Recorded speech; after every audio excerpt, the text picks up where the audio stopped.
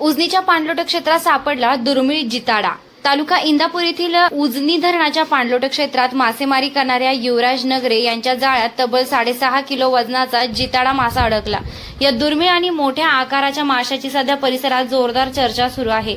जिताडा मासा सापडल्यानंतर तो भिगवण येथील मच्छी मार्केटमध्ये विक्रीसाठी आणण्यात आला।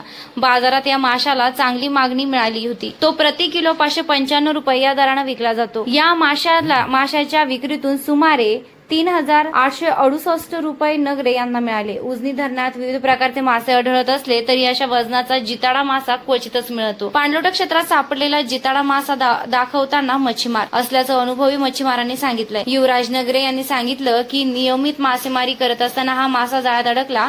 मोठ्या आकारामुळे तो बाहेर काढण्यासाठी विशेष काळजी घ्यावी लागली। उजनी धरण हे मत्स्य संपदेसाठी राज्यभर प्रसिद्ध आहे।